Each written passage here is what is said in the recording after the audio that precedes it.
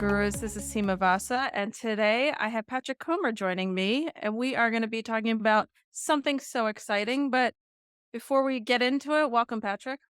Sima, it is a blessing to be with you. I think we've done a podcast before, and Yes, so it's good to be with you again. It's good thank times. you. Thank you. Well, we wanted to do this episode together because we wanted to talk a little bit about what we've been working on. Why don't you talk a little bit about the history of the Restech landscape since the last time it was published Mm. was when? The last time we released the landscape was like 2019, maybe going into 2020, Yep.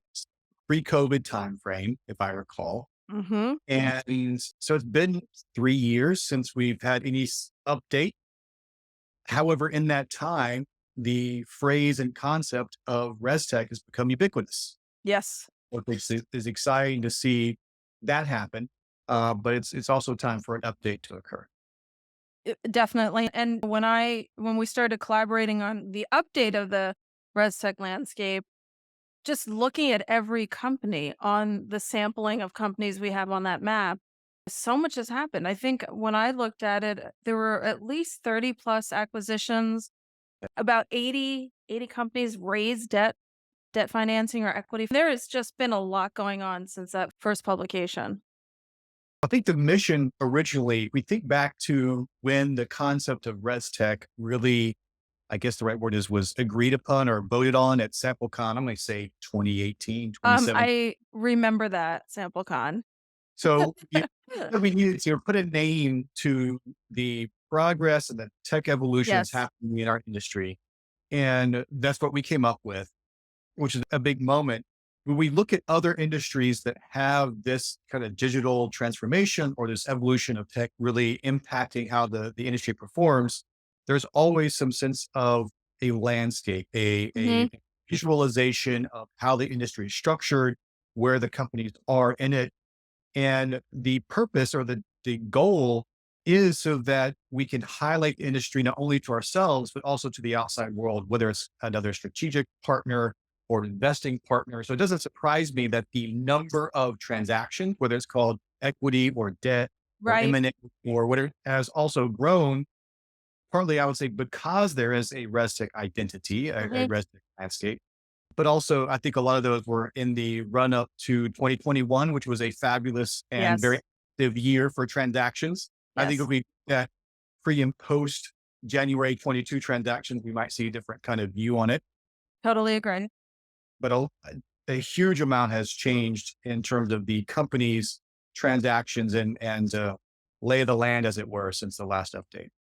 Yeah, and I think the other thing that one of the reasons I was passionate about doing this as well is that I think the industry is really going through a bit of an identity crisis. And when you're in it, it just feels so overwhelming. But when you look and talk to people outside of the industry, the value that the industry provides to brands, to financial markets, just to provide good, solid insights to drive decisions, people are in awe of the industry, right? Tech or non-tech, it provides tremendous value. And that's one of my passion points of just saying, yes, there's tech coming into play. It's pervasive in our personal lives, it's pervasive in business. Let's look at it together and let's understand the dynamics of the market. I would say almost a celebration of the value of the Yes. right. Yeah. A celebration of what's changing and evolving and what we need to be paying attention to in it. Yeah. And also helping companies that might not have been the early adopters of Mhm. some sort of tech, but giving them a roadmap potentially of saying, okay, maybe I don't need to do exactly what that company is doing, but I understand some of the mechanics, the business model. I might look at it this way. Because let's face facts, when Restech was first launched, everybody all of a sudden said they're Restech and SaaS. Right. What happened? Rest second.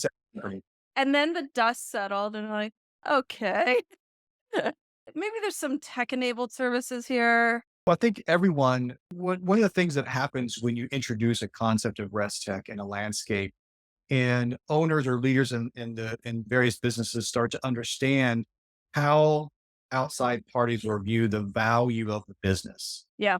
start making decisions around what type of company they are or want to grow up to, right? What am I going to be when I grow up kind of Yeah. question. Yeah. And it's a norm that technology companies that are SaaS and subscription oriented may have a different value. But what we've seen over the past couple of years, especially after 2021's heights, is a return to what I maybe call core value around Yes. profitability, around cash flow generation, around Mhm. EBITDA, is just revenue growth. There's been a slight rebalance in terms of how people are viewing the success of a company.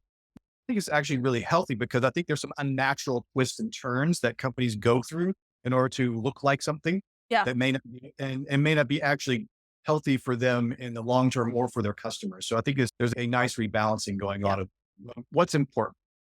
I totally agree. And a lot of times when I speak to clients, they're always wanting to potentially think about their valuation and Mhm. as a result pivot and lose their customer base in the process. And that is such an like I think about personal habits changing. It takes forever. Then you're changing a company with hundreds of people. It does not happen overnight. It's a very challenging pivot from a tech enabled service to a pure SaaS Yep. subscription model. And I think people underestimate all the aspects to it. And I think you hit to the biggest one is the cultural dynamic shift. Yes. It's not a small task. It's Not not a it's not not every company can successfully make the change. Yep. I guess I also wanted to make this point, Patrick, like tech obviously is important and these business models that drive value might be settling a little bit just on the revenue front, but EBITDA is important as well.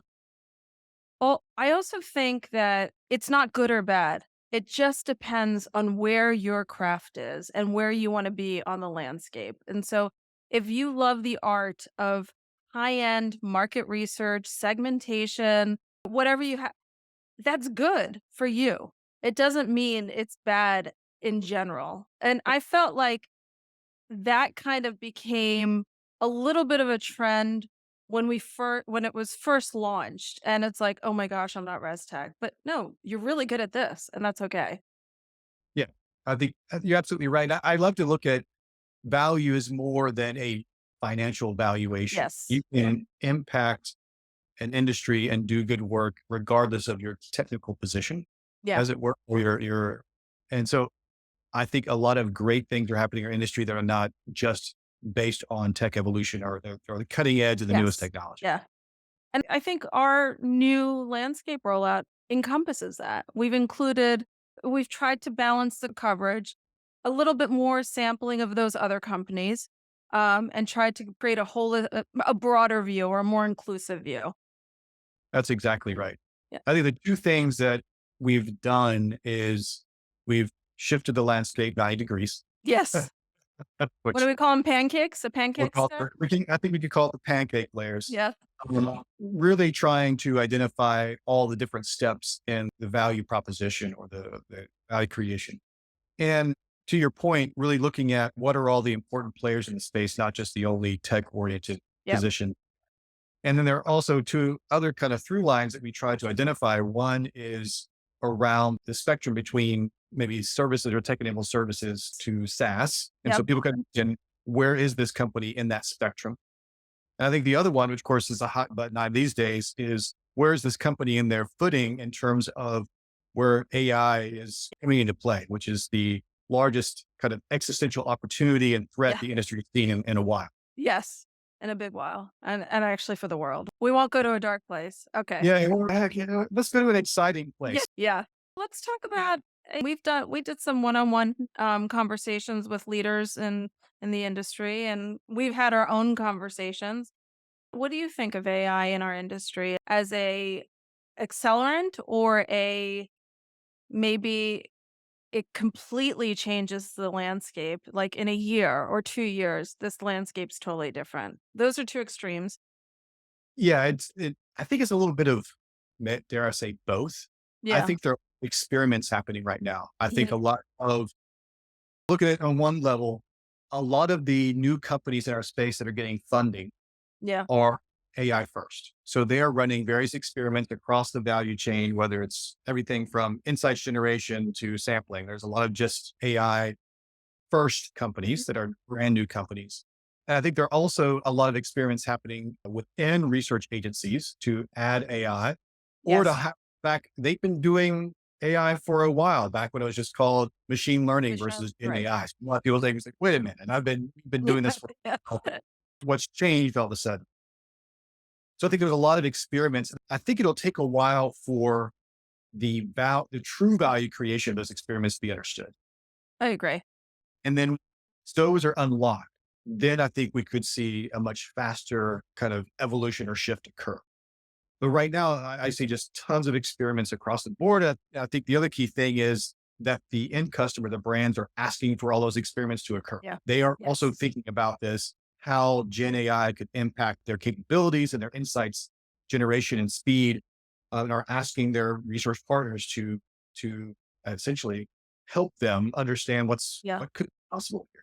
But here's where I think AI is incredibly disruptive because a lot of the brands don't necessarily need to go to the agencies to do these experiments per se, because the platforms tend to be a little easier.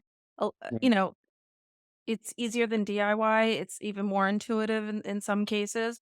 And agencies and brand, the whole value chain kind of gets a little bit disruptive because if the agencies are using AI to generate insights faster, there's a set of clients that will be great. I want your human intelligence, your perspective. But if brands are now saying, listen, if I have AI tools, this might supplement my research. I might not need this from another agency. Perhaps. I think that is the threat and the opportunity, I agree. I totally right? agree. And I expect that there will be certain brands who invest heavily in generative AI insights Yes. and will use, just like research today, they will create an in-house department and say, we've got this. Yeah. There'll be another set of brands that will say, we want to work with our research partner because we're not going to become experts in how you create a valuable training set LLM Right. infrastructure for AI. We want you to do it for us. And Yep. also, we've been with you for the past 2 decades. That's right. And you house all this disparate survey data or customer data that needs to be combined into a single pool of data that can now Mhm. be trained via LLM for whatever purpose it's going to be. I think Yep. you'll see both of those things. And I think we already see research agencies position themselves to be that AI future partner. I agree. Yeah. And also, to your point, there's companies that have worked with research agencies for over 10, 15, 20 years. And there's a repository of data that can be used and AI can be applied to.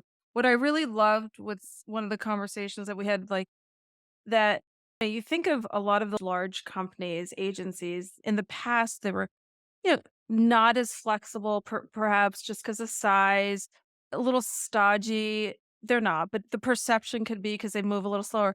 But now you look at them in the world of AI, and they have incredible that power, if I would add, because of all the data they have collected for clients and also just syndicated work, right? Yep. That's not proprietary to any client.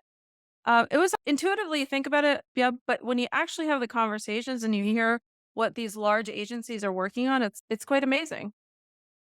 Yeah, it's very cool. And that historical relationship that's generated a tremendous amount of data now becomes a huge strategic advantage because it's Yes. the data, both current and historical, that drives value Yep. in the generative AI scenario. And so that's a huge boon, I think, to some of Mhm. the established market research agencies out there. Yeah, it's The question is the advantage of how fast do they move into this? Because it's a threat. What right. if you create, what if you take a brand and take all the data you've ever collected, Mhm. every survey, and you are able to attach and train a sophisticated LLM platform to it, Yeah, the keys to the customer, they never call you again. that's true. That is true. Yeah. What percentage of their traditional business insights questions are now 70 to 80% answered by that activity itself? And so I think that's a fundamental question, but it's not just for the research agency, it's for also the data collection in the spectrum as well. Right. I happen to think that human beings, being as curious as they are, will very quickly find the edges of what any trained LLM can actually accomplish. Yeah. And all of their new research questions will be beyond that capacity. But we shall see how that develops. Yeah. I think human beings are motivated to survive and thrive. And so are entrepreneurs and business leaders. They're human beings. So I've no doubt that solutions will be created, that some of which we haven't even envisioned today.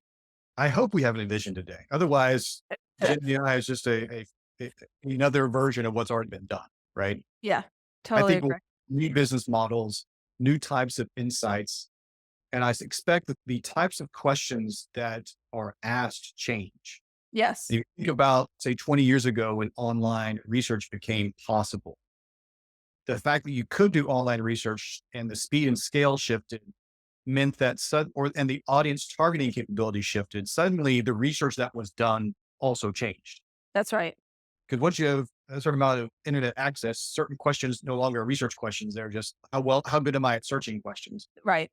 I think the same thing will become true with Gen AI, which certain questions that used to be research questions today now are Gen AI gets close. I don't need to do I that, but I, I need it now. there's Yeah. another set of questions that have that are far beyond that. What those are and how they're executed, what that looks like, I think we will discover over the next few years. But I think it'll be a typical tech curve where everyone's going to talk about it. There'll be a period of time when everyone's, what happened? Did it go Did away? it's, everything, and then boom, it's going to come. The key value propositions that are fundamentally net new valuable to the customer will really start to grow. Yeah, what I think about though, when you think about it settling or the value proposition really presenting itself, I do wonder, like, the tech just keeps evolving. Its Mm, capabilities keep evolving. And so I don't know if we get to a place, are we there? I don't know if from online research, that migration, we could breathe after the transition happened, right? sure. Yeah. Everything was online, data collect. Okay, everybody accepted it, internet Yep. representativity, blah, blah, blah, right? I don't Hmm. know if we're gonna have that breathing space with AI, or is it just a continuous evolution and a fast one? I guess that's the difference. Giddy up. Let's see how the I ride know, looks. let's say. I know, I know. Yeah. If you look at the larger AI companies today, the OpenAI or the rest, Yep, what they talk, their papers and what they're talking about is models training models. right. And so the threat, I think, is how true is that with research and insights? Mhm, Can the model deliver insights on a continuous basis right. based on historical information? And for how long is that? That is where the threat, but they're starting to see that on some level, or that's the open question they're starting to see is models can train models. I Yeah, don't need humans to train the model. to Right. train them up. If that becomes fundamentally true at a certain threshold, Mhm. then our industry has a huge threat to it in the right. So it's going to be fun. It's It's going to be gonna be interesting. fun, and I also think this puts the industry, it unites the industry, Mm, right? When there's something that's big and undefined as this, it does bring people together. yep. And I think the other thing it does is that we always think, even though the tech is moving as fast as it does, I always keep in mind brands are relying on this information to make multi-million dollar decisions. It's not going to happen over. They're going to have to make sure they know how to rationalize it. Yeah. And right now, there's a lot of hallucination. That's right. There's Yeah. a non-trivial amount of hallucination happening. Yeah. And on that kind of decision making, you can't have that kind of error in the outcome. How Or much am why I do going we to, make that decision? I don't know. no, I say the way we've incorporated this AI story into the landscape is by showing the footing of each company in terms of AI. Are they Yes. AI first? Have they started talking about AI products or are they neutral or actually some are actually maybe even negative to AI just to give a view on where the hotspots are for AI and not just so we can visualize even not only with a company, but also with a sector or section of the landscape, Yes. where's a lot of the activity Where are taking. we seeing more of? Yeah. Yeah. And I think the other area that, as we talked about the landscape and looked at this intersection of data, technology, and insights, the beauty of it also is that we will probably be able to attract a lot of new and different types of talent. Mm, Where the industry for a long time has been predicated on putting research solutions together, and this now introduces more tech, more data, but also if you're on that value chain of insights, you're getting people who really need to understand the business problem and be able to link the insights to the business problem. And there's more time to do that. You're absolutely right. We shall see about the timing. If I've learned anything is that every platform tool is supposed to give back time, another one finds a way to take it. So I think, I think I wonder about, do we have more time for this or that? But I do agree that when you are able to show to a potential, let's just say employee or investor, Yeah. the scale of the industry and how it's evolving, how it's growing, I think that that gives a wide open door for talent to say, yes, I Mhm. want to jump in. Yeah. And sometimes those of us who've been in the industry for a long time, as you pointed out earlier, we may be shy a bit about how awesome Restech actually is, right? Yes. And the power and importance of the industry in terms of how decisions are made at a corporate level globally. Being a part of that transformation of how decisions are made and informed by data, I Yeah. think is quite fun. I completely agree. And I'm excited that we get to advocate for our industry, help founders, executives, investors make better sense of the whole thing. And Seema and I get to hang out a lot more. This has been the There you best. go. All right. Thanks, Patrick. No worries. All right.